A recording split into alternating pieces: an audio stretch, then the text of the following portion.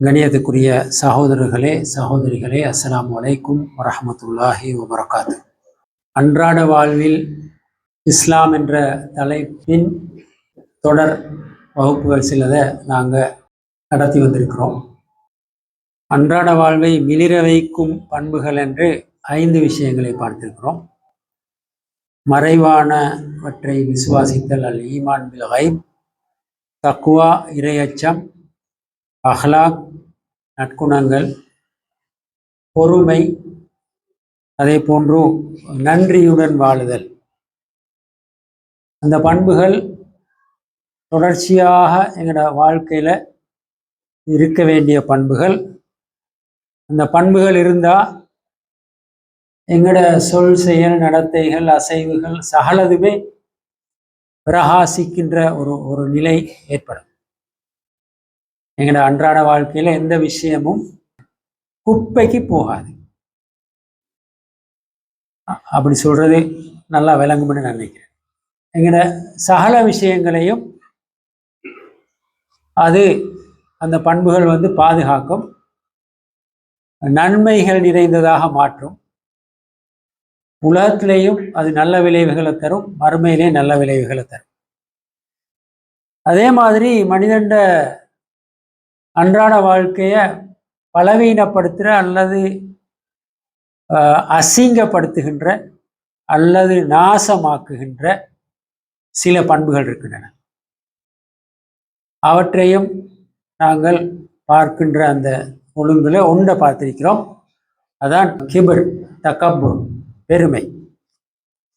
இன்று மற்றும் ஒன்றை நாங்கள் பார்க்கிறோம், பொறாமை. பொறாமையும் எங்கள் அன்றாட வாழ்க்கையை அசிங்கமாகும். அது ஒரு நெருப்பு. நன்மைகளை எல்லாம் சுட்டரிக்கிற ஒரு நெருப்பு. அது நன்மைகளை எல்லாம் சுட்டரிக்கிற நெருப்பாக இருந்தா நாங்கள் நன்மையிலும் செஞ்சு கொண்டிருப்போம். பொறாமை என்ற அந்த நோயும் உள்ளத்தில் இருந்தா இங்கிற நன்மைகளை அது பழுதாக்கிக்கிட்டே இருக்கும். எங்களோட அன்றாட வாழ்க்கை பயனற்றதாக மாறும். பொறாமை என்னென்ன வடிவங்கள் எல்லாம் எங்களோட உள்ளத்துல வரையலும் என்றதை நாங்கள் விலகிக் கொள்ளணும். அதை எங்களோட உள்ளத்திலிருந்து முற்றாக அகற்றணும். பெருமையமான முஆவியா ரலியல்லாஹு அன்ஹு அவர்கள் பொறாமையை பற்றி சொல்ற நேரம் சொன்னாங்க, குல்லு நாஸ் அக்தரு அலா ரிதாஹும். எல்லாரும், எல்லா மனிதர்களும் தங்களைய திருப்திப்படுத்துகின்ற தகுதியுள்ளவர்களாக இருக்கிறார். அதாவது எல்லாருக்கும் மேலும் அவங்கள திருப்திப்படுத்திக் கொள்றது. ஒரு ஆளை தவிர, இல்லா ஹாசிது நியமா, ஒரு பிறரிட்ட இருக்கிற ஒரு நியமத்தை பார்த்து பொறாமப்படுறவரை தவிர அவருக்கு திருப்தி வரவே மாட்டார். லா யுர்தீஹி இல்லா ஜவாலுஹா. பிறரிடம் இருக்கின்ற அந்த நியமத் இல்லாம போறது மட்டும்தான் அவரை திருப்திப்படுத்தும். ஒரு நுணுக்கமான ஒரு செய்தி இது. எத்தனையோ சிரமங்கள், துன்பங்கள், இழப்புகள் வார நேரம் நாங்கள் எங்களே மேனேஜ் பண்ணிக்கொள்வோம். எங்களோட அதிருப்திகளை அல்லது கவலைகளை நாங்கள் மேனேஜ் பண்ணுவோம். பிறகு எங்களே சமாதானப்படுத்துவோம். ஒரு கட்டத்தில் இந்த கவலைகளை தாண்டி சந்தோஷமான திருப்திகரமான ஒரு நிலைமைக்கு நாங்கள் வருவோம்.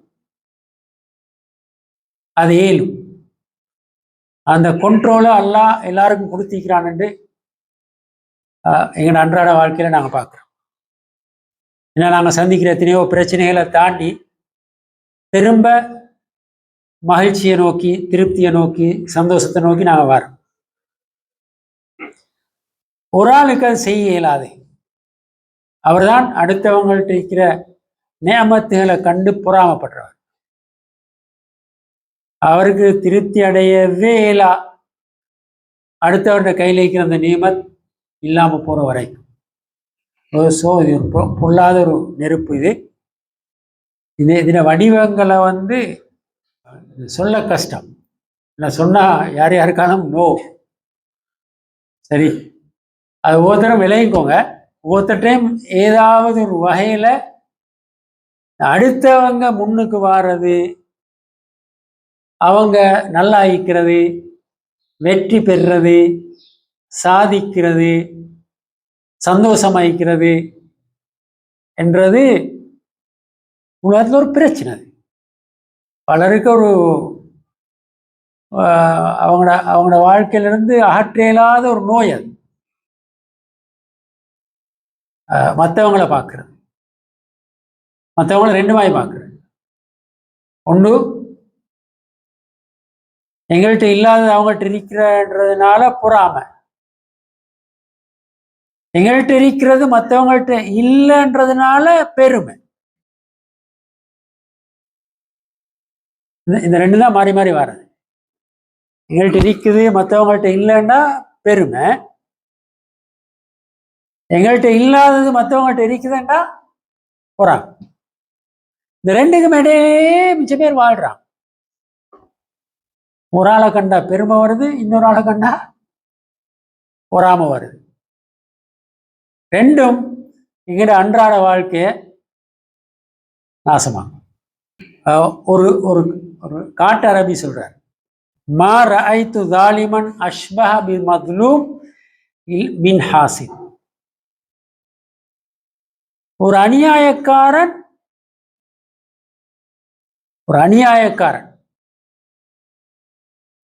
அவன் அநீதி இழைக்கப்பட்டவன். அநியாயக்காரன் அநீதி இழைக்கப்பட்டவன் அல்ல, ஒரு அநியாயக்காரன் அநீதி இழைக்கப்பட்டவனாக இருக்கிறான். அப்படி ஒரு ஆள் உலகத்தில் இருக்கிறான்னா அவர் தான் பொறாமை கொள்பவன். பொறாமை கொள்பவன் வந்து பாவம். அவனுக்கே அநீதி இழைச்சு கொள்றான். அவன் தான் உண்மையிலே மற்றவங்களுக்கு அநீதி இழைக்கிறான். ஆனா இந்த ரிட்டர்ன் வந்து அவன் இல்லாமாக்கி கொள்றான். அவன் நினைக்கிறது மற்றவங்களை அழிக்கணும் அல்லது மற்றவங்கள்ட்ட இருக்கிற நலவுகளை இல்லாமக்கணும். ஆனா நடக்கிறது அவனை இல்லாமாக்கி கொள்றது தான். அவன நன்மைகளை அவன் இல்லாமாக்கி கொள்ற ஒரு வேலையைத்தான் அதனூடாக செய்கிறான். இந்த கருத்துகள் வந்து இது அந்த பொறாமையோட சீரியஸ்னஸை எங்களுக்கு உணர்த்துது. அதால தான் நான் அந்த விஷயங்கள் எடுத்தேன். ஹசத் கிபுத்தா என்று ரெண்டு பிரயோகங்கள் இருக்குது ஹதீஸ்ல. குர்ஆன்ல ஹசத் இருக்குது, கிபுத்தான்ற சொல் ஹதீஸ்கள்ல வந்து ரெண்டும் ஒரு பொறாமை தான் அது. ஆனா ஒரு பொறாமை வந்து ஆகுமானது. அல்லாஹ் இந்த குணங்களை மனுஷனுக்குள்ள வைக்கிற நேரம் எப்படி வச்சுக்கிறான்டா, எந்த குணமும் 100% நல்லதும் அல்ல, எந்த குணமும் 100% தீயதும் அல்ல. அதிகமா நன்மை தாரத நல்ல குணம்னு சொல்லுவோம். அதிகமா மனுஷனுக்கு பாதிப்பு ஏற்படுத்துறத தீய குணம்னு சொல்லுவோம். பொறாமையில் சின்ன ஒரு அளவு ஒன்றிக்குது நன்மையை தாரது. அது மற்றவங்களை பார்த்து மற்றவங்கள்ட்ட இருக்கிற நலவுகளை பார்த்து வார பொறாமை தானே. ஆனா அவன்கிட்ட இருக்கிற அந்த நலவு இல்லாம போகணும்னு அவனுக்கு வராது, அந்த உணர்வு வராது. அது மாதிரி நான் செய்யணும்னு சொல்லி அவன் யோசிப்பான். ஹதீஸ் சொன்னிக்கு லா கைபுத்தத்தை இல்லா ஃபீஸ்னத்தை. ரெண்டு விஷயங்கள்ல இந்த பொறாமைக்கு அனுமதி இருக்குது. ரெண்டு விஷயங்கள்ல பொறாமைக்கு அனுமதி இருக்குது. ஒரு மனுஷனுக்கு அல்லாஹ் தஆலா அறிவை கொடுத்திருக்கிறான். அவன் அறிவால செய்யற நலவுகள் இருக்குது, அதுகளை பார்த்து ஒருத்தர் பொறாமப்படுறார். அந்த பொறாமையோட விளைவு என்னன்னா, அது மாதிரி நான் இருக்கணும்னு சொல்லி அவர் ஆசைப்படுறார். இன்னும் ஒரு ஆளுக்கு அல்லாஹ் தஆலா ஏராளமான செல்வங்களை கொடுத்திருக்கிறான். அவரு தங்கு தடை இல்லாம அந்த செல்வங்களை நல்ல வழிகள்ல செலவழிச்சுக்கிட்டே இருக்கிறார். அதை பார்த்து ஒருத்தர் பொறாமப்படுறார். இப்ப இந்த ரெண்டும் இல்லாமக்கேல். அதை பணத்தை இல்லாமக்கேலும், பணத்தை நல்ல வழியில செலவு செய்யறதை இல்லாமக்கேல். அதை இல்லாமக்கேல, பணத்தை இல்லாமக்கேலும் அது மோசமான பொறாமை. அடுத்த மனிதண்ட செல்வாக்கு, அந்தஸ்து, பணம், இது மாதிரி அவன் இருக்கிற நலவுகள் எல்லாம் இல்லாம போகணும்னு யோசிக்கிறது பொறாமை. ஆனா பணத்தால செய்யற நலவுகள் இருக்குது, அதை இல்லாமக்கேலாம். அதை பார்க்குற நேரம் வார பொறாம அது மாதிரி நானும் செய்யணும். அப்ப அறிவை வளர்த்துக்கொள்ளணும், அறிவு பணி செய்யணும், பணத்தை அதிகமா தேடணும், பணத்தால செல்வத்தால நட்பணிகள் செய்யணும் என்று யோசிக்கிற அந்த பொறாமைக்குதே, அது பொறாமை தான். ஆனா அது நல்ல அந்த பொறாமையில பயன் தார பகுதி. அது அப்படி ஒரு இடத்த அல்லாஹ் அந்த பொறாமையில வச்சுக்கிறான். இது எங்களுக்கு உணர்த்துற அந்த பாடம் என்னன்னா, எந்த பண்புலையும் கொஞ்சம் நலவு ஒன்று இருக்கும், நலவு கொஞ்சம் இருக்கும். அந்த நலவை மட்டும் எடுத்துக்கொள்றதுக்கு நாங்கள் முயற்சிக்கணும், கெடுதிகள்ல இருந்து அதை வேறுபடுத்தி. குர்ஆன் சொல்ற சில செய்திகளை பொறாமையை விளங்குறதுக்கு நாங்கள் எடுத்துக்கொண்டா இந்த விளக்கத்தை கொஞ்சம் கூட நாங்கள் உணரலாம். இன் தம்சஸ்கும் ஹசனத்துன் தசுஉஹும் வ இன் துசிபுக்கும் சய்யிஅத்துன் யஃப்ரஹு பிஹா. இது இந்த பொறாமை தீ எரிந்து கொண்டிருக்கின்ற மனிதர்களை பற்றி அல்லாஹ் சொல்றான். உங்களுக்கு ஏதாவது நன்மைகள் கிடைச்சா அவங்கள அது பாதிக்கும். உங்களுக்கு ஏதாவது கெடுதிகள் நடந்தா அவங்களுக்கு சந்தோஷத்தை தரும். உலகத்துல இந்த பண்பை சுமந்தவங்களோட நிலைமையை அல்லாஹ் விளங்கப்படுத்துறான். அதாவது பாதிக்கப்படுறதை கண்டு சந்தோஷப்படுறது, மற்றவங்களுக்கு கஷ்டம் வாரது, துன்பம் வாரது, இழப்பு வாரது, நோய் நொம்பலங்கள் வாரது, அதுகளை பார்த்து சந்தோஷப்படுறது. இதே ஒரு எதிரி என்றாலும் வரப்படாது, எதிரி என்றாலும் வரப்படாது. எதிரியை பார்த்து பொறாமப்படுறதுக்கு ஒரு இடமும் நீக்குது, அது பின்னால வருது. எப்படிப்பட்ட எதிரியா அவர் இருந்தா பொறாமப்படலாம் என்ற ஒரு விளக்கமும் இருக்குது, அது பின்னால வருது இன்ஷா அல்லாஹ். முதலாவது எதிரி யாருன்னு யோசிக்கணும் இல்லையா? யார் எதிரி என்று. நண்பர்களை எல்லாம் சின்ன சின்ன பிரச்சனைகளுக்காக எதிரிகளாக ஆக்கி கொள்றவங்க அல்லது எதிரிகளாக கருதுறவங்க இருக்கிறாங்க. அது அந்த இடத்துக்கு வார நேரம் பார்ப்போம். அப்ப சின்ன சின்ன பிரச்சனைகள், பாதிப்புகள் வார நேரங்கள் எல்லாம் ஆட்களை எதிரிகளா பார்க்கப்படாது. நிறைய விஷயங்களை மன்னிச்சுட்டு போகணும், கணக்கெடுக்காம போகணும், மறந்துட்டு போகணும். அண்மையில ஒரு பிரச்சனையை ஒரு இடத்துல பேசி கொண்டிருந்த நேரம் நான் ஒரு பிரச்சனையை 2 தரப்பு பேசிக்கிட்டீங்க. எனக்கு இன்னைக்கு ஒரு செய்தி ஒன்று சொல்லணும் போல இருந்தது, சொன்னேன். என்ன சொன்னேன்டா, அந்த நடந்த பிரச்சனை ஒண்ணு பேசுறாங்க, அந்த பேசின பேச்சுகள்ல இருந்து எனக்கு சும்மா அப்படி ஒன்று சொல்லணும்னு விளங்குது. நான் சொன்னேன், நடக்க ஆரம்பிச்சதுல நடந்து முடிகிற வரைக்கும் ஒரு சின்ன விஷயத்தை கூட மறக்காம அவ்வளவை மனசுல வச்சுக்கிறீங்களே, ஆச்சரியமாய்கள் சார். அதாவது அந்த பிரச்சனை ஸ்டார்ட் ஆகின அந்த நேரத்திலிருந்து அது முடிகிற வரைக்கும் ஒரு அணுவளவு விஷயத்தையாவது மறக்காம பேசுறாங்க எல்லாரும். அதனால ஆச்சரியமா பாப்பா, குர்ஆன் ஹதீஸ்களை இவ்வளோ அழகா மனனம் செஞ்சா எப்படி இருக்கும் ஒரு மனுஷன் உள்ளம்? இந்த அவ்வளவு என்னது அசிங்கங்களையும் மறக்காம மனசுல வச்சுக்கொண்டு கோர்த்து பேசுறீங்க. இதுல எவ்வளவு விஷயங்களை கணக்கெடுக்காம இருக்கலும், மறக்கேலும், மன்னிக்கேலும், ரிப்பீட் பண்ணாம இருக்கேலும். சரி, எவ்வளவு நல்ல ஒரு விஷயம் அது. இப்படி எனக்கு சொல்ல தோன்றிச்சுது ஒரு இடத்துல நடந்த ஒரு பிரச்சனையில. சரி, இதே நான் சொல்றேன்னா அவங்களுக்கும் அப்படி சொல்ல தோன்ற இடங்கள் வரையலும் சில நேரம். அப்ப ஞாபகம் கொண்டு வருமே, ரைட், மறக்காம இதெல்லாம் மனசுல வச்சு பாதுகாத்துக்கு நிற்கிறாங்கன்னு சொல்லி. ரைட், நிறைய மறக்க பாருங்க இது மாதிரி விஷயங்களை. அப்படி வச்சு சின்ன சின்ன பிரச்சனைகளுக்காக யாரையும் எதிரியாக்க வேணாம். எதிரி யாரெண்டா அவருடைய நிலை தான் இது. அதாவது உங்களுக்கு என்ன நன்மை நடந்தா அவங்களுக்கு தாங்க இயலாது, நீங்க கஷ்டப்பட்டா அவங்க சந்தோஷப்படுவாங்க.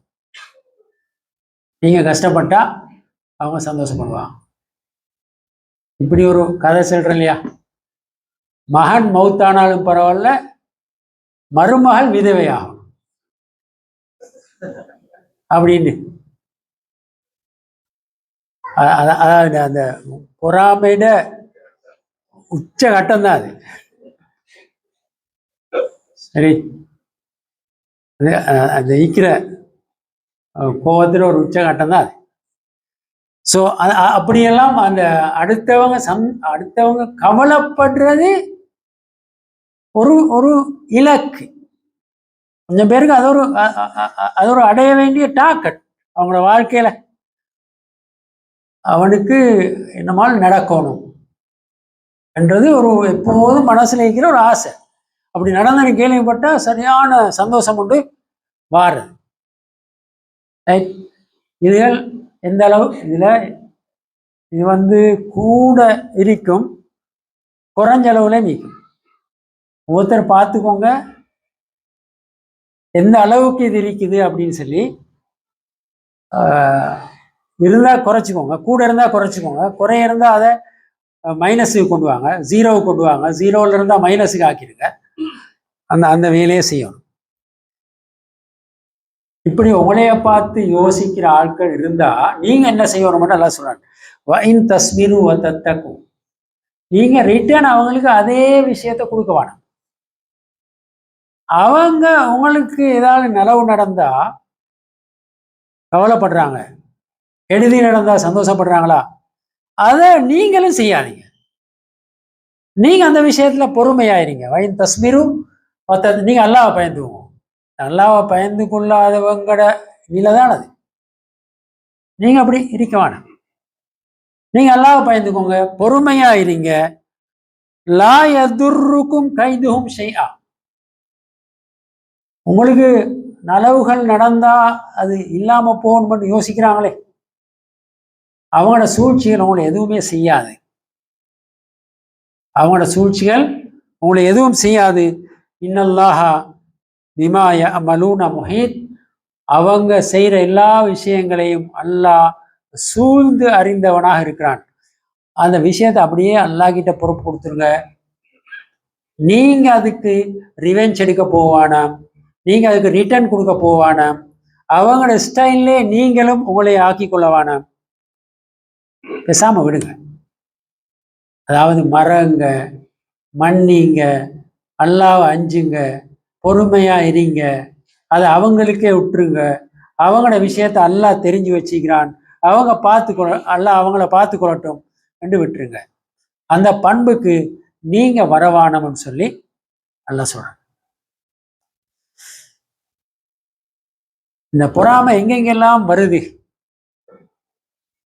செல்வத்துல, மற்றவங்க நல்லா இருக்கிற அந்த விஷயத்துல மட்டும் இல்லை. சூரத்துல் பக்கரான இந்த வசனம் பொறாம வார இன்னும் ஒரு இடத்தை பத்தி சொல்லுது. வத்த கசீரும் மின் அஹ்லில் கிதாப் லவ் யருத்தூனக்கும் மின் பாதி ஈமானிக்கும் குஃபாரா ஹசதம் மின் இந்தி அம்புசிஹிம் மின் பாதி மா தபய்யன லஹுல் ஹக். வேதம் கொடுக்கப்பட்டவர்களை பத்தி அல்லாஹ் சொல்ற ஒரு செய்தி. யூதர்கள், அதனால் இருந்த யூதர்களை பற்றி இறங்கின ஒரு வசனம் இது. அதிகமான அந்த அஹ்லுல் கிதாபுகள் விரும்புறாங்க வத்தாண்டா உளமாற விரும்புறாங்க, அதாவது நேசிக்கிறான். நீங்க ஈமான் கொண்ட பிறகு காஃபிர்களாக உங்களைய மாத்தேனுமா, மாத்தணும் மட்டும் அவங்க விரும்புறாங்க. ஏன் அப்படி விரும்புறாங்கண்டா ஹசதம் மின் இந்தி அம்புசிஹிம், அவங்கள்ட்ட இருக்கிற ஒரு பொறாமை அதுக்கு காரணம். வேதத்தை உடையவர்கள், அது குறிப்பா யூதர்கள், மதீனால இருந்த யூதர்கள், அவங்க எதிர்பார்த்து கொண்டிருந்தாங்க ஒரு இறுதி நபி வருவாரு, அந்த நபி எங்கட சமூகத்துல வருவார். அந்த நபிய நாங்க எல்லாரும் ஃபாலோ பண்ணி அந்த நபியினூடாக இந்த உலகத்துல நாங்க பெரிய ஒரு இடத்துக்கு வருவோம்.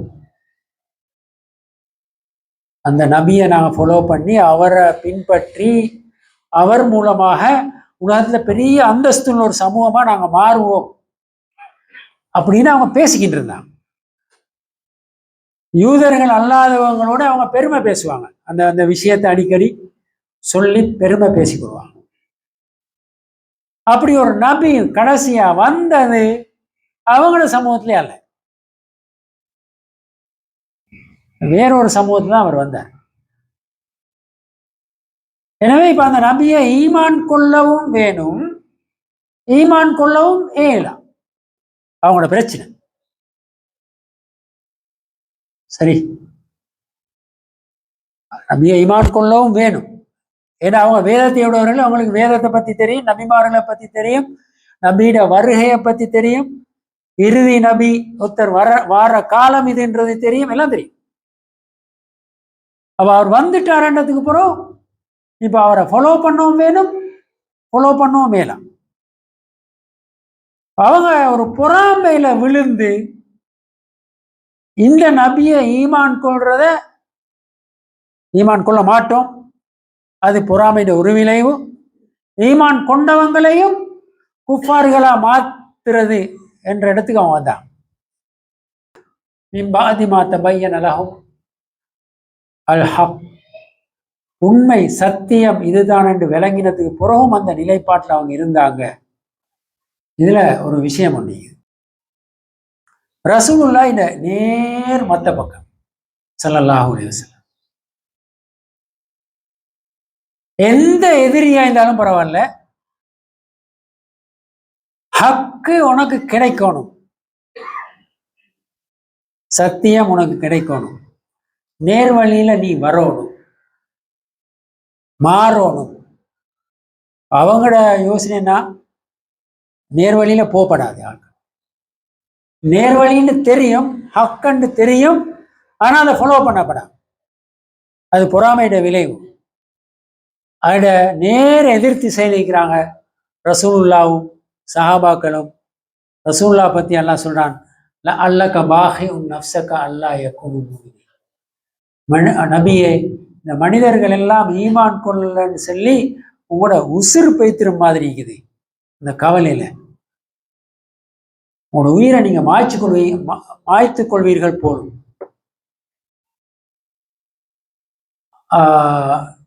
மக்கால இஸ்லாத்தின் எதிரிகளுக்கு தலைமை தாங்கினவர் தான் அபூஜஹல். அந்த அபூஜஹல இஸ்லாத்துக்கு தாயா அல்லான்னு ரசூலுல்லாஹ் துவா கேட்டாங்க. அதாவது ரசூலுல்லாவையும் ரசூலுல்லாவை ஏற்றுக்கொண்டவர்களையும் பூண்டோட கைலாசம் அனுப்பணும் என்று கங்கணம் கட்டி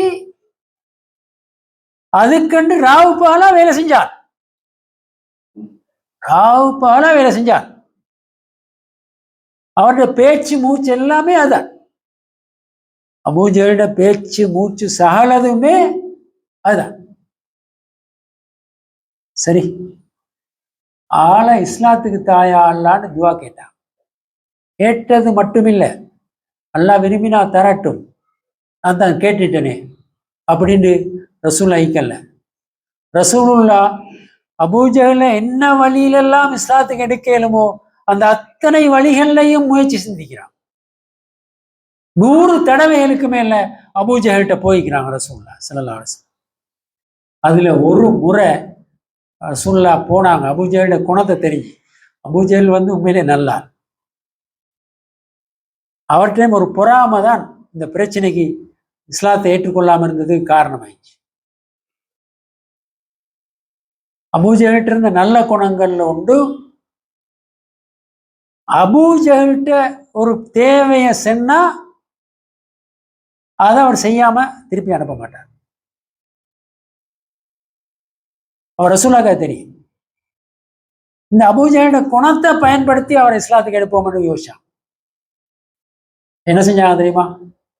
நடுநிசி நேரம், கடும் குளிர், கடும் சூடாக இருக்கிற காலம் உண்டு, கடும் குளிராக இருக்கிற காலம் உண்டு. பாலைவனத்துல கடும் குளிர் காலத்துல நடுநிசி நேரம் ரசூலுல்லாஹ் போய் அபூஜஹலுடைய வீட்டுல கதவை தட்டுறாங்க. அபூஜஹல் திடீரென்று எழுப்பி மனைவி கிட்ட சொல்றாரு, இந்த நேரம் என்னைய தேடி ஒருத்தர் வந்திருந்தா சீரியஸான ஒரு ப்ராப்ளம் தான் அவரை வர வச்சுக்கும். எனவே நீ இரு, அவருடைய பிரச்சனையை தீர்க்காம நான் வரமாட்டேன், நான் போறேன்னு சொல்லிட்டு அவர் வெளியே வர. மனைவிக்கு இதை சொல்லிட்டு ஆள் வெளியே வரான். சும்மா ஜாமத்துல நடுநிசி ஈக்கட்டுமே, குளிர் எல்லாம் ஈக்கட்டுமே, யாராலும் கதவு தட்டினா என்ன நடக்கும்? சரி, எங்கட கதவு தட்டுற மாதிரிக்காது, எங்கட இதயத்தை தட்டுற மாதிரி இருக்கும். அது அப்படித்தானே? அபூஜஹல் நல்லம்மா இப்படி யோசிச்சுக்கோங்க. அபூஜஹலுடைய குணமே, அபூஜஹல் மனைவி எழுப்பி என்னை இந்த ஜாமத்துல என்னைய தேடி ஒருத்தன் வந்திருக்கிறான்டா அவன் சீரியஸான ஒரு பிரச்சனைக்கு தான் வந்திருப்பான். அவனோட பிரச்சனையை தீர்க்காம நான் வரமாட்டேன், நீ தூங்குன்னு சொல்லிட்டு அவர் எழுப்பி போறான். போயிட்டு கதவை திறந்தா ரசூலுல்லாஹ் நிற்கிறான். அப்ப ரசூலுல்லாஹ் கண்டோடனே அபூஜஹலுக்கு யோசனை வரல, முகம்மதுடைய யோசனை, ரசூலுல்லாஹ்வோட யோசனை ஒன்றைக்கு தானே அவர் என்னத்துக்கு வந்திருப்பாருன்னு அந்த யோசனை வரல. அவர் இந்த ஜாமத்துல என்னமாலும் பிரச்சனைக்கு தான் வந்திருப்பார். அவர் அதைத்தான் யோசிச்சார் திரும்ப. அது ரசூலுல்லாஹ் அப்படியே சொன்னார். அவர் எப்படி சொன்னார்? இந்த ஜாமத்துல என்னமாலும் ஒரு பிரச்சனையோட தான் நீங்க வந்திருப்பீங்க, இல்லாட்டி வரமாட்டீங்க தானே, உங்களோட பிரச்சனையை சொல்லுங்க, நான் தீர்க்காம போக மாட்டேன். ரசூலுல்லாஹ் சொன்னாங்க, என்ன பிரச்சனை? நீங்கள் லா இலாஹ இல்லல்லாஹ் சொல்லணும், அது மட்டும் ஏலாம் சொல்லிட்டு போனார்.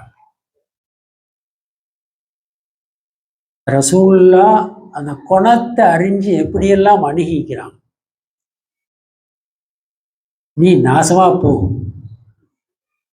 என்ற அந்த உணர்வு இருந்தா ரசூலுல்லாஹ் இப்படி நடக்கலாம் இல்லையா? தன்னைய அழிக்கணும்னு யோசிக்கிற ஒரு ஆளை, தன்னைய இல்லாமக்கணும்னு யோசிக்கிற ஒரு ஆளை ரசூல் அணுகின விதம் தானே. அப்ப அந்த பக்கம் பொறாம, இந்த பக்கம் அதில் அடுத்த எக்ஸ்ட்ரீம் சைடு எப்படி இருந்தது என்றதை நாங்கள் விலகி கொண்டா நான் நினைக்கிறேன் இந்த பொறாமையிலிருந்து எங்களை பாதுகாத்து கொள்ள வேண்டிய அவசியத்தை நாங்கள் உணரலாம்னு சொல்லி.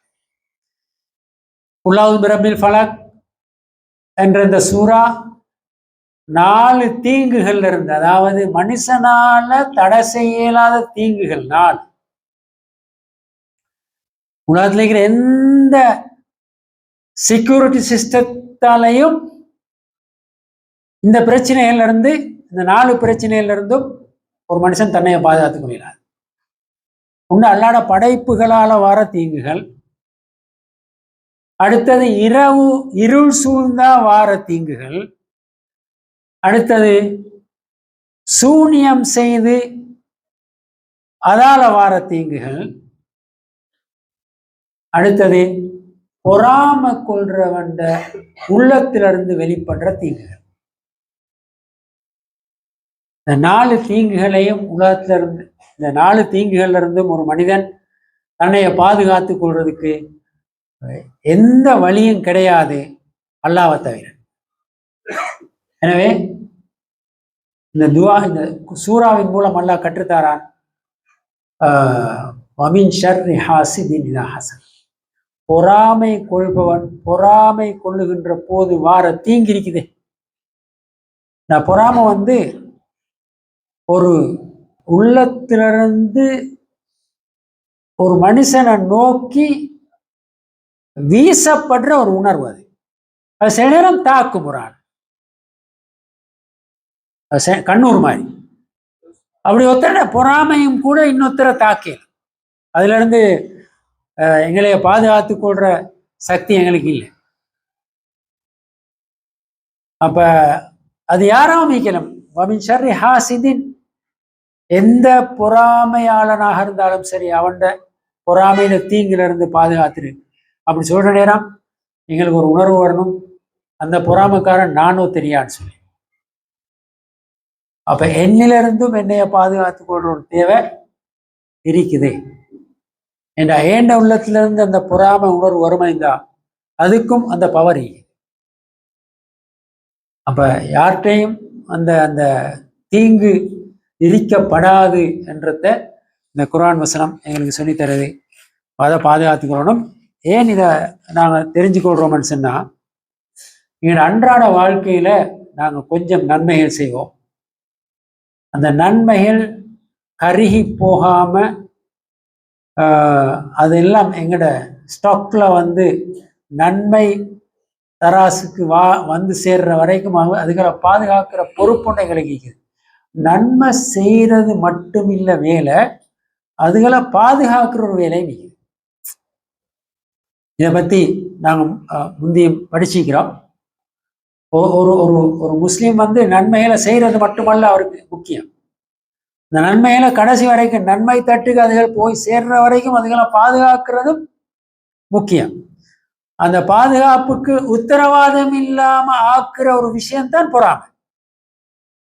பொறாமையோட நன்மைகள் செஞ்ச ஒருத்தர் அவர் இந்த கழுகி கழுகி சேத்துல போடுற வேலையை செய்கிறார் என்றதான் பொருள். ஒரு பொறாமைக்கு அனுமதி இருக்குது. நான் ஆரம்பத்தில் விளங்கப்படுத்துறேன்னு சொன்ன, ஒரு அநியாயக்காரன் நியமத்துகள் அழிஞ்சு போகணும் என்று விரும்புறது. அதுக்கு குர்ஆன்ல ஒரு உதாரணம் ஒன்றிருக்குது. மூசா அலைஹிஸ்ஸலாம் ஃபிரௌனுக்கு எதிராக கேட்ட துவா.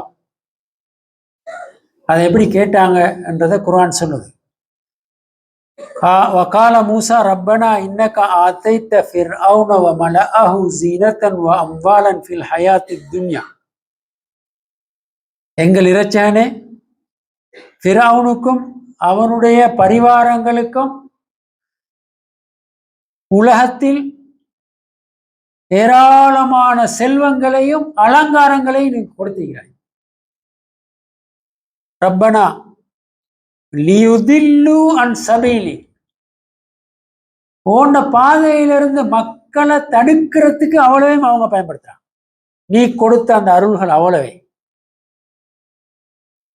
நீ கொடுத்த அந்த செல்வங்கள் அருள்கள் அவ்வளவையும் போன்ற பாதையிலிருந்து மனுஷர்களை தடுக்கிறதுக்கு பயன்படுத்துறாங்க. ரப்பனா துமிஸ் அலா அம்வாலிஹி, அவங்களோட செல்வங்களை அழிச்சு போட்டு. வஷ்துத் அலா குலூபிஹிம், அவர்களுடைய உள்ளங்களை இறுகச் செய்து விடு. ஃபலா யுமினு ஹத்தா யரவுல் அதாபல் அலீம். பயங்கரமான ஒரு துவா. கடுமையான வேதனையை காண்ற வரைக்கும் அவங்க ஈமான் கொள்ளப்படாது. அந்த அளவு அக்கிரமம், அநியாயம். இந்த ஃபிரௌன் அக்கிரமத்தை அநியாயத்தை காணாதவங்க இந்த துவாவை கேட்டா மூசா அலைஹிஸ்ஸலாத்தை பிழை அவனை கொள்வாங்க. ஃபிரௌன் அக்கிரமத்தை அநியாயத்தை அனுபவிக்காத யாரும் இந்த துவாவை கேட்டா மூசா அலைஹிஸ்ஸலாத்தை பிழை அவனை கொள்வாங்க. மூசா அலைஹிஸ்ஸலாம் அவ்வளவு குரூரமான ஒரு ஆளா அப்படின்னு சொல்லி. இதே மாதிரி நூஹ் அலைஹிஸ்ஸலாமும் தன்னை சமூகத்துக்கு எதிராக துவா கேட்டிக்கிறாங்க. அவங்க துவா கேட்டாங்க, யா அல்லாஹ் லா ததர் அலல் அர்தி மினல் காஃபிரீன தையாரா இன்னக இன் ததர்ஹும் யுதில்லு இபாதக வலா யலிது இல்லா ஃபாஜிரன் கஃபாரா. எதிரிகளோட ஒரு வீட்டையும் இந்த பூமியில விட்டு வைக்காத, எல்லாத்தையும் அழிச்சு போடு, வீட்டோட சேர்த்து அழிச்சு போடு. அவர்களை விட்டு வச்சா என்ன செய்வாங்கன்றத நூஹ் அலைஹிஸ்ஸலாம் சொல்றாங்க. இன்னகைன் ததர்ஹும், நீ அவங்கள விட்டு வச்சா அடியார்களை வழிகெடுக்கிற ஒரே வேலையை தான் செய்வாங்க, பெற்றெடுக்கிற குழந்தைகளையும் காபிராகத்தான் பெற்றெடுப்பாங்க. உலகத்துல பிறக்கிற எல்லாரும் முஸ்லீம்களா பிறக்கிற, ஃபித்ராவோட பிறக்கிறன்னு சொல்லி ஒரு செய்தி ஒன்று. நூஹ் அலைஹிஸ்ஸலாத்துல அனுபவம் என்னன்னா 950 வருஷம் வாழ்ந்த அனுபவம். அது 9½ நூற்றாண்டு காலம். 9½ நூற்றாண்டு காலம் என்றா கொஞ்சம் காலமாவது, ஒரு மிலேனியம், சுமார் ஒரு மிலேனியம் உலகத்துல வாழ்ந்து பெற்ற அனுபவத்தில சாராம்சம் தான் அந்த துவா. ஒரு மிலேனியம் காலம் அவங்க கடத்தி வந்திருக்கிறாங்க. அந்த காலத்துல அவங்க கண்டத்துல சாராம்சம் தான் இந்த துவாலைங்க. அவங்களோட செல்வங்கள் அவ்வளவையும் பயன்படுத்தி வழி கெடுத்ததும் பெற்றெடுத்த குழந்தைகளையெல்லாம் காஃபிராக மாத்தினதும் தான் அவங்க செஞ்ச வேலை. இப்படி அந்த ஃபிரௌனும் அதே ஃபிரௌன்ட வழியில, அதே நூஹ் அலைஹிஸ்ஸலாத்திர சமூகத்திர வழியில இன்றைக்கும் உலகத்துல அக்கிரமம் செய்யற, அநியாயம் செய்யற சக்தி அணிக்கு அவங்களுக்கு அந்த இரக்கம், கருணை, அன்பு அதுகளெல்லாம் சுத்தமா கிடையாது. மனிதர்களாகவே அவங்க கருதுறது இல்லை, மிருகமா கருதுறதும் இல்லை. ஏன்னா மிருகத்துக்கு அன்பு செலுத்துறதுக்கு உலகத்துல எத்தனையோ அமைப்புகள் இருக்குது. மிருகங்களை பாதுகாக்கிறதுக்கு, மிருகங்களுக்கு அன்பு செலுத்துறதுக்கு, மிருகங்களோட உரிமைகளுக்காக போராடுறதுக்கு, மிருகங்களோட உரிமைகளுக்காக போராடுறதுக்கு உலகத்தில் அமைப்புகள் இருக்குது. அவங்க மனிதர்கள் துவம்சம் செய்யப்படுறத, அழிக்கப்படுறத, பச்சிலம் குழந்தைகள், பெண்கள், வயோதிபர்கள் என்று வித்தியாசம் இல்லாம அழிக்கப்படுறத பார்த்துட்டு சும்மா வைக்கிறவங்க உணர்ந்திக்கிறாங்க. அவங்க அவ்வளவு பேரும் அழிக்கப்படணும்னு யோசிக்கிறவங்க இருக்கிறாங்க. எனவே அந்த மாதிரி ஆட்களுக்கு எதிராக மட்டும் அந்த மாதிரி துவா செய்யலாம். சரி, அவங்க மனித குலத்துக்கே எதிரிகள். அதாவது மனுஷனாகவே மனுஷனை பார்க்கறது, மனுஷனை பார்க்கறது. இப்ப எதிரியா மாத்திக்கொள்ள வேணாம்னு நான் சும்மா ஒரு செய்தி ஒன்று சொன்னேன் இல்லையா, யாரையும் எதிரியா மாத்திக்கொள்ள வேணாம்னு சொன்னேன். பக்கத்துல இருக்கிற ஒவ்வொருத்தரையும் கொஞ்சம் பார்த்துவோங்க, அவரோட என்னமான கோவங்களிக்காண்டு. சரி, அந்த கோவத்தை அவங்களெல்லாம் எதிரியாக்குறதுக்கான ஒரு காரணியாக ஒரு நாளும் அமைய இயலாது. எதிரியாருன்னா இப்படிதான் ஆகணும். அதுக்குதான் இந்த பொறாமை என்ற தலைப்புக்குள்ள இந்த விஷயங்களை நான் உங்களுக்கு சுட்டி காட்டுறேன். எதிரி என்றா இனி அவன்கிட்ட எடுக்கிறதுக்கு ஒன்றும் இல்லை, அவன்கிட்ட அன்பு, கருணை எதுவுமே கிடையாது. மனித தன்மையே இல்லை, மனித நேயமே இல்லை.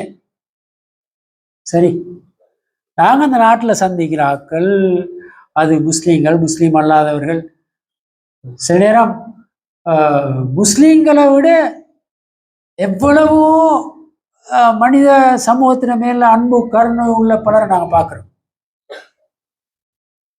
சரி, நீதிய நியாயத்தை பேசுறவங்களை பார்க்கிறோம், மனிதனை மதிக்கிறவங்களை பார்க்கிறோம், மனித உரிமைகளுக்காக குரல் கொடுக்கிறவங்களை பார்க்கிறோம். நிறைய பேர் இருக்கிறான். சும்மா எங்கட சமூகத்துக்குள்ள அப்படியே கண்ணோட்டம் கொண்டு விட்டா பல வகையான ஆக்களிக்கிறது தானே. ரசூல்லா முனாஃபிக்கள் எல்லாம் வச்சு கொண்டிருந்தாங்க. சில சந்தர்ப்பங்கள்ல சில சஹாபாக்கள் கேட்டிக்கிறாங்க, அதுல உமர் ரலியல்லாஹு ஒருத்தர், அனுமதி தாரீங்களா யார சொல்லலாம் இவங்களை இல்லாமாக்குறதுக்கு. அவ்வளவு பிரச்சனை, அவ்வளவு பிரச்சனை. முனாஃபிக்கல்னா அவங்க உள்ளுக்கு இருந்து கொண்டு கருவறுக்கிறாங்க. அடியால அந்த தண்ணிக்குள்ளால நெருப்பு கொண்டு போறேன், இல்லாட்டி அடியால காலை இழுத்து விடுற, அந்த மாதிரி கேசு. அவங்களுக்கு முஸ்லீம்களாக முஸ்லீம் சமூகத்துக்குள்ள ஈக்கிறன்ற அடையாளம் மட்டும்தான், வேற ஒன்றும் அவங்கள்ட்ட கிடையாது. அவங்கள இல்லாமக்கிறதுக்கு அனுமதி தாங்கன்னு கேட்டிருக்கிறாங்க ரசூலுல்லாஹ். அல்லாஹ்வும் அவங்கள பத்தி மோசமா சொல்லிக்கிறான். எப்படி சொல்லிக்கிறான்டா, இன் தஸ்தக்ஃபிர் லஹும் 70 மர்ரத்தன் லன் யக்ஃபிர் அல்லாஹு லஹும். நபியே, 70 தடவைகள் நீங்க அவங்களுக்காக இஸ்திஃபார் செஞ்சாலும் அல்லாஹ் அவங்கள மன்னிக்க மாட்டான்னு. ரசூலுல்லாஹ் ஒரு முறை இஸ்திஃபார் செஞ்சாலே பாக்கியம் தான் ஒருத்தருக்கு. அல்லாஹ் சொல்றான், 70 முறை நீங்க அவங்களுக்கு பாவ மன்னிப்பு கேட்டாலும் அவங்கள அல்லாஹ் மன்னிக்க மாட்டான். ரசூலுல்லாஹ் என்ன சொன்னாங்க தெரியுமா? 71வது முறை நான் இஸ்திஃபார் செய்து அல்லாஹ் அவர்களை மன்னிப்பான் என்றிருந்தா நான் கேட்பேன் அப்படின்னு சொன்னாங்க. அதுதான் ரசூலுல்லாஹ். 71வது முறை. அவ இந்த அணுகுமுறை இது அந்த பெருமை பொறாமை அது இது எல்லாத்தையும் அப்படியே கழுகி தொடச்சி அதுல அசர்கள் அதுல வடுக்களையும் கூட இல்லாமாக்கி துப்புரவு செய்யப்பட்ட ஒரு உள்ளத்திலிருந்து தான் இந்த இந்த இந்த தன்மை வரும். அந்த அளவுக்கு எங்களுக்கு வரையலுமா, அந்த அளவு பரிசுத்தமான ஒரு மனுஷனாக நாங்கள் ஆகையிலுமான்னு தெரியாது. எங்களுக்கும் கோபங்கள் வாடுறது, வெறுப்புகள் வாடுறது. சரி, சில நேரம் எங்களை அறியாம தேவையில்லாத வார்த்தைகள் சிலது நாங்கள் பேசிடுறோம், அதெல்லாம் எங்கள்கிட்ட வருது. ஆனா அடிக்கடி இஸ்திஃபார் செய்யணும். யாருக்கு? அவங்களுக்கா எங்களுக்கா? எங்களுக்கு. ஏன்னா நாங்க மிஸ் ஆகிற நிறைய இடங்கள் இருக்குது. அந்த அப்படி மிஸ் ஆகிற நேரம் எங்களுக்காக நாங்கள் இஸ்திஃபார் செஞ்சு கொள்ள வேண்டிய தேவை இருக்குது. பொறாமையாக மட்டும் இருக்காது, அது இன்னும் எத்தனையோ தீய குணங்களுக்கு இட்டு செல்லும். பொறாமை வெறுப்பு உருவாக்கும், குரோதத்தை வளர்க்கும், பகையை ஏற்படுத்தும். பொறாமையால இப்போ ஒருத்தரை பார்த்து பொறாமப்படுற நேரம், அவர்கிட்ட இருக்கிற நலவுகளை பார்த்து பொறாமப்படுற நேரம் வசதியான ஒருத்தரன்னு இவர் நேர்மையா சம்பாதிக்கிறா,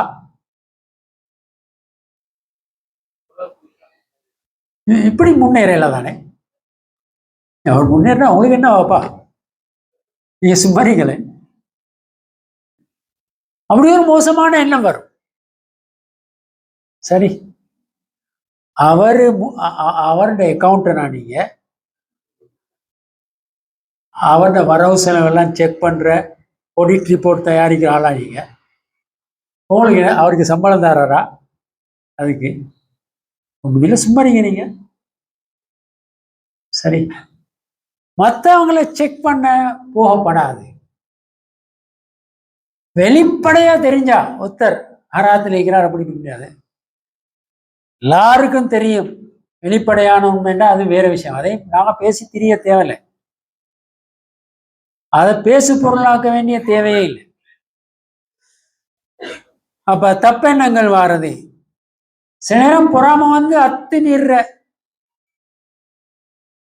அடுத்த விட்டோடனே ஒரு பிரச்சனை கண்டா சில நேரம் என்னமானும் ஒரு அநியாயம் செய்ய தூண்டும். அது அவங்களுக்கு ஒரு டிஸ்டர்பன்ஸ, அவங்களுக்கு என்னமாலும் ஒரு ஒரு டிஸ்டர்பன்ஸை கொடுக்கறதுக்கு மனசு சொல்லு, அநீதி இழைக்கிறதுக்கு தூண்டும். அவங்களோட அடுத்தவங்களோட உரிமையில தலையிடுற ஒரு சூழலை உருவாக்கும். புறம் பேச தூண்டும், அடுத்தவங்களை பத்தி மோசமாக பேச வைக்கும். அவதூறு சொல்ற அளவுக்கு அது கொண்டு போகும். அவதூறு சொல்ற அளவுக்கு கொண்டு போகும். கோல் பிளவுகளை உண்டு பண்ற இப்படி எத்தனையோ பிரச்சனைகளை உருவாக்குற ஒரு மோசமான நோய் தான் பொறாமை. பொறாமை வந்து அது எங்க போய்த்து நிற்கும்னு தெரியாது. சிலர்கிட்ட பொறாமை இருக்குமே எப்படின்னா, காண்ற நேரம் வரும், மறைஞ்சா மறைஞ்சிரும்.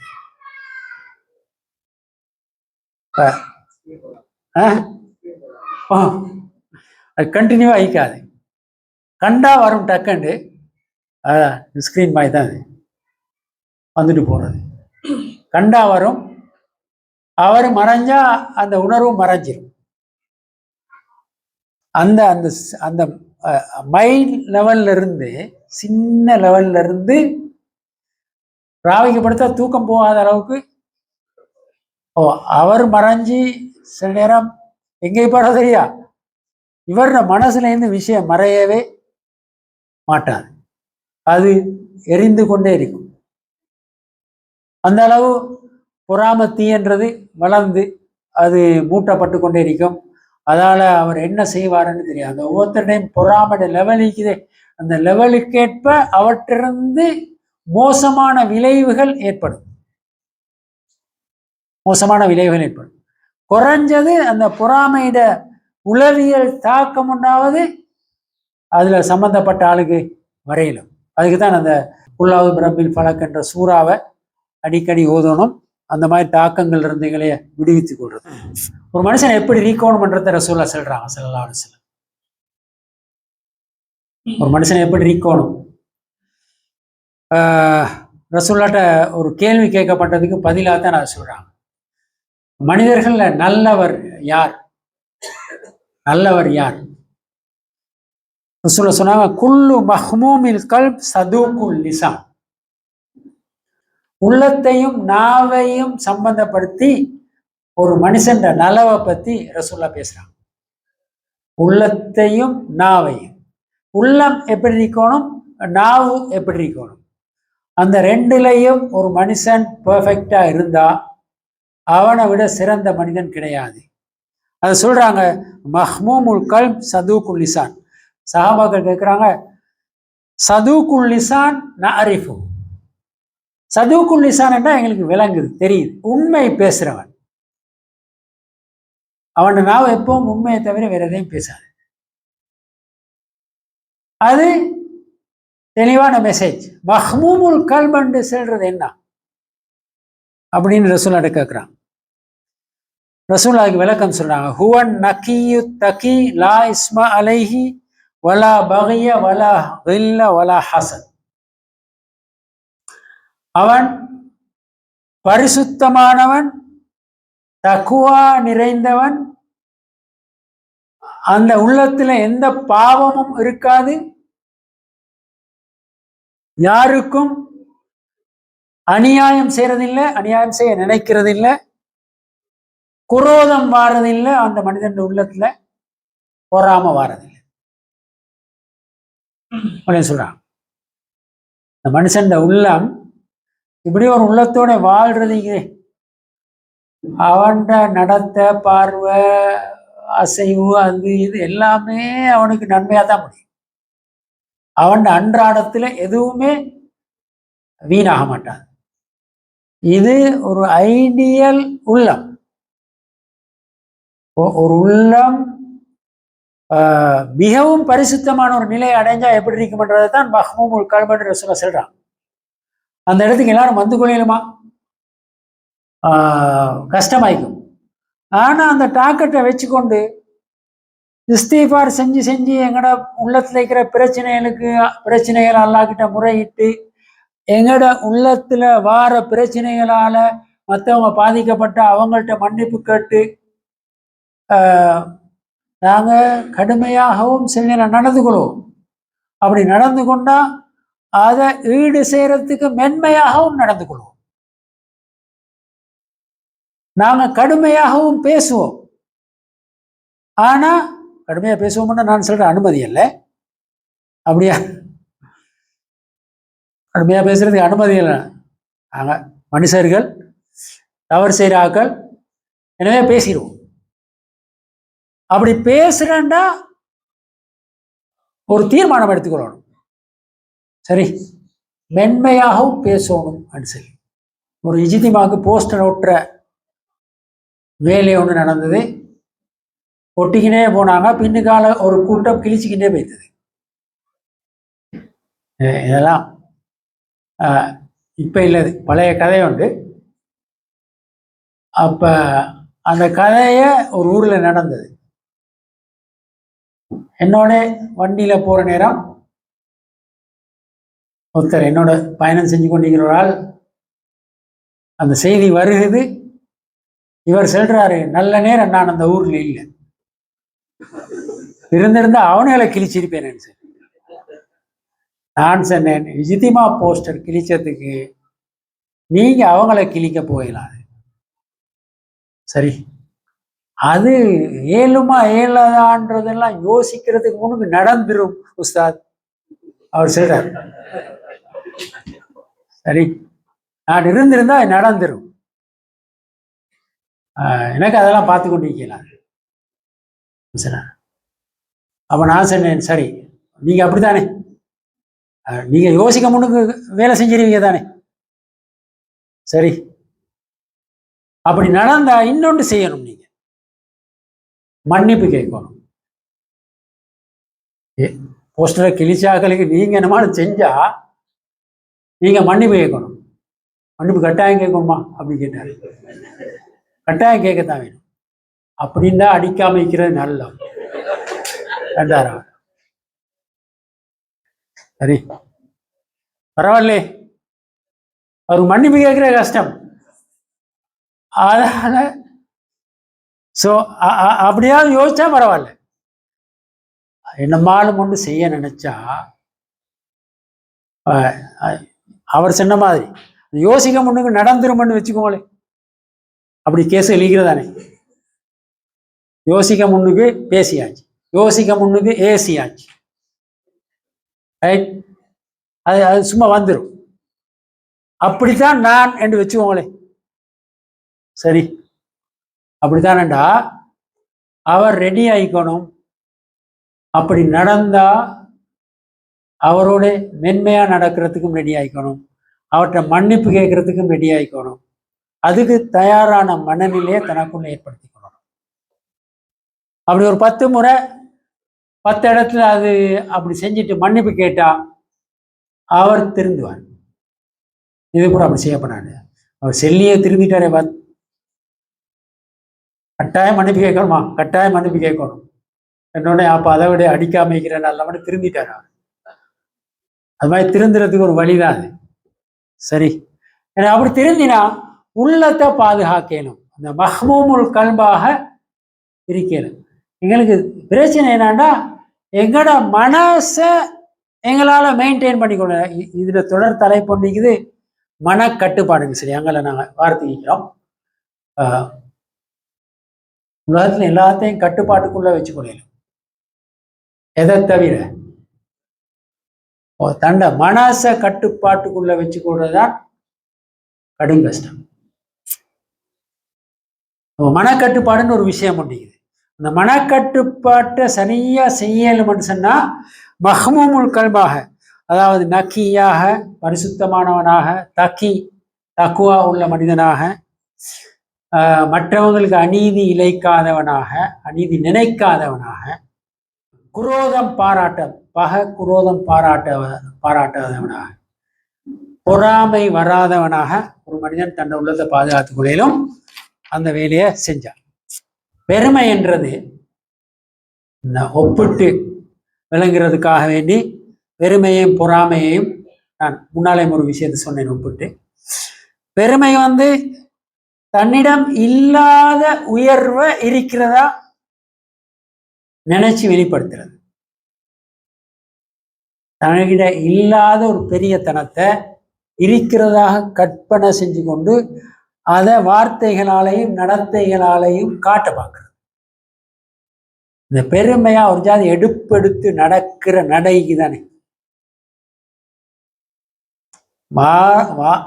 வார்த்தைகளாலையும் பெருமைய சிலாக்கள் பேசிக்கிட்டு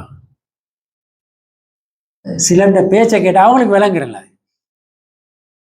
அரை மணித்தியாலம் பேசினா 29 நிமிஷம் ஆரோபத்தை தான் பேசிப்பார். சரி, அது அவருக்கு விளங்குறதே இல்லை. நான் போனது, நான் வந்தது, நான் கண்டது, நான் செஞ்சது, நான் சந்திச்சது, நான் அனுபவிச்சதுன்னு சொல்லிக்கிட்டே பாரு. சரி, பெருமை உள்ளத்துல ஈக்குதா இல்லையான்னு வெளியில இருக்கிறவருக்கு பார்க்கலாது. வெளியில இருக்கிறவர் பார்ப்பாரு, இவரு தன்னை எப்போதும் ப்ரொஜெக்ட் பண்றாள் அப்படின்னு சொல்லி வெறுப்பார். தன்னை பத்தி பேசுறத குறைக்கணும். அது சில நேரம் தனக்கிட்ட இல்லாத ஒன்றை காட்டுற முனைப்பாக இருக்கேன். தன்னை பத்தி பேசுறன்ற விஷயம் தன்னிடம் இல்லாத ஒன்றை வெளிக்காட்டுற முனைப்பாக இருக்கலாம். அந்த அந்த எசம்ஷனை வச்சு கொண்டு தன்னை பத்தி பேசுறத குறைக்கணும். அது சில நேரம் இப்படி அமையலாம் என்றுதான். பொறாமை என்றது பிறரிடம் இருக்கின்ற உயர்வுகளை இல்லாமாக்க விரும்புறது. தன்னிடம் இல்லாத உயர்வை காட்ட பார்க்கறது தான் பெருமை. பிறரிடம் இருக்கின்ற உயர்வுகளை இல்லாமாக்க விரும்புறதுதான் பொறாமை. அதே மாதிரி பெருமை அல்லாஹ்வோடையும் அவன் மார்க்கத்தோடையும் மனிதர்களோடையும் தேவையில்லாத ஒரு போட்டியை உருவாக்குறது. பெருமையோட குணம் என்னன்னா, ஜஸ்ட் நான் உங்களுக்கு நிகரான ஆள் தான், இல்லாட்டி உங்களை விட மேல. அவர் போட்டிக்கு தன்னையை எப்போதும் தயார்படுத்தி கொண்டிருக்கிறது. எப்போதும் முற்ற மனநிலை, சரி, மற்றவங்களை தாழ்த்துற மனநிலை. பொறாமை மற்றவங்கள்ட்ட இருக்கிற உலக செல்வங்கள், அந்தஸ்துகள், இதுகளெல்லாம் வச்சு கீழ்த்தரமான பண்புகளை தனக்குள்ள உருவாக்குறது. சரி, இது பொறாமை. அதாவது மற்றவங்க நல்லா இருக்கிறாங்க, நானே கெட்டு போகணும். மற்றவங்க நல்லா இருக்கிறத பார்த்துட்டு நானே கெட்டு போகணும்னு யோசிக்காத ஒரு ஆள் தான் பொறாமக்காரன். ஏன்னா பொறாமக்காரன் அந்த காட்டரபி சொன்னாரே, ஒரு அநியாயக்காரன் நான் கண்டு இல்லை, அவன் அநியாயம் இழைக்கப்பட்டவனாக. உண்மை அநியாயக்காரன் தான், அவன் அநியாயம் இழைக்கப்பட்டவனாக இருக்கிறான். ஏன்னா அவனுக்குள்ள அவன் அசிங்கங்களை வளர்த்து, அவன் அனாவசியங்களை உருவாக்கி கொண்டு, குப்பைகளை நிறைச்சி கொண்டு வாழ்றான். மற்றவங்க நல்லா இருக்கிறத பார்த்துட்டு அந்த இடத்துக்கு போகப்படாது. இமாம் ஷாஃபின்னு ஒரு கவிதை உண்டு, ஐயா ஹாசிதன் லீ அலா நிமதி, எனக்கு அல்லாஹ் தந்த அருளை பார்த்து பொறாமைப்படுபவனே, அததிரி அலாமன் அசத்தல் அதப், நீ அதம் இல்லாம நடந்து கொள்றது யாரோடு என்று விளங்குதா? இமாம் ஷாஃபின்னு ஒரு கவிதை உண்டு. இமாம் ஷாஃபி நிறைய பொறாமக்காரர்களை சந்தித்த ஒரு இமாம். சரி, ஏன்னா அவங்க நீண்ட பயணங்கள் செஞ்ச ஒரு இமாம் தானே. இப்ப அப்படி பயணம் செய்யற ஆட்கள் ஒரு ஊர்ல இன்னொரு ஊர்ல இருந்து ஒருத்தர் நல்ல பேர் வாங்கினா தெரியும் தானே. அதுக்கு என்ன பேர் என்ன தெரியும் தானே, WWன்னு சொல்றது. வந்தா மறுத்தாருட்டு. அவர் எவ்வளவு பெரிய ஆளா இருந்தாலும் சரி, இந்த ஊரோட ஜென்மங்கள் நாங்க, இவருக்கு என்ன இங்க வேலை? இவர் என்ன பெரிய ஆள்? சரி, இமாம் புகாரிக்கும் இந்த மாதிரி பிரச்சனைகள் வந்தீங்க.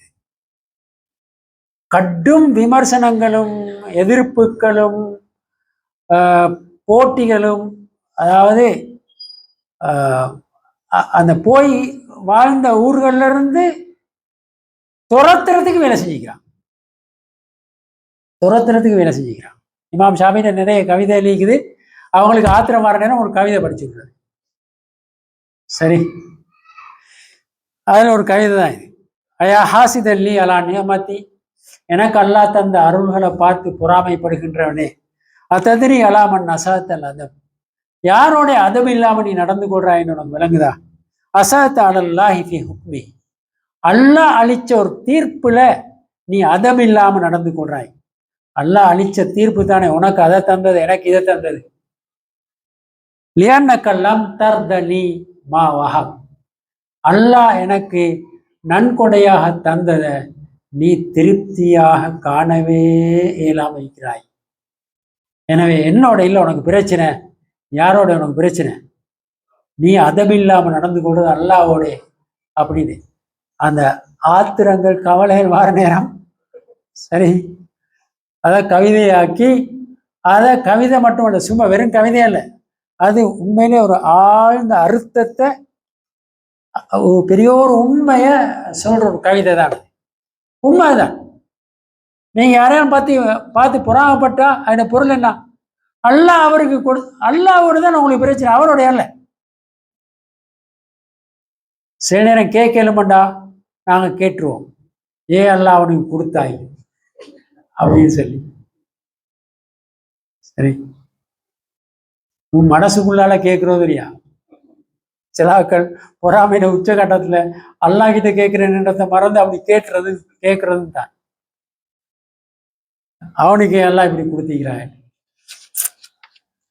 உலகத்துல அல்லாஹ் கொடுக்க நினைச்சா யாருக்காவது நாங்க ஒரு துரும்பையும் அசைக்கலாம். அல்லாஹ் தடுக்க நினைச்சா ஒரு துரும்பை நாங்க கொடுக்கவும் கேளாது. அந்த விஷயத்தை அல்லாஹ் கிட்ட அப்படியே கொடுத்துரும். கொடுக்கிறவன் நீ, எடுக்கிறவன் நீ. ஒரு நாளும் காலையில நாங்க கேட்கிற ஓதுற அவுராதிகள் ஒன்றுதான், அல்லாஹும்ம பிக்க அஸ்பஹ்னா வபிக்க அம்சைனா வபிக்க நஹ்யா வபிக்க நமூத் வஹிலைக்க நுஷூர் வஹிலைக்கல் மசீர் என்று அந்திப்பட்டாவது. சரி, காலை பொழுது அடைஞ்சதும் முன்னாலதான், நாங்க மாலை பொழுதுக்கு போய் சேர்றதும் முன்னாலதான், வாழ்றதும் முன்னாலதான், மரணிக்கிறதும் முன்னாலதான். சரி, உன்னிடம்தான் வரப்போறோம், உன்னிடம்தான் எங்களோட முடிவு இறுதி கட்டம் வந்து சேர இருக்கிறது, எல்லாம் நீதான் என்று சொல்லிட்டு அல்லாஹ் கொடுத்த ஒரு விஷயத்துக்காக ஒரு மனுஷனை பார்த்து பொறாமப்படையில இல்லையா? ஸோ இந்த பொறாமை என்றது ஒரு மனுஷனை எப்படி சீரழிக்கும், அவனை எப்படி பாதிக்கும், அவன் நன்மைகளை எப்படி இல்லாமாக்கும், அவனை எவ்வளவு கஷ்டத்துக்குள்ள அவனை அது கொண்டாந்து போடும், அவன் அன்றாட வாழ்க்கையை அதை எப்படி அசிங்கப்படுத்தும் என்றது நாம் விளைவிக்கணும்.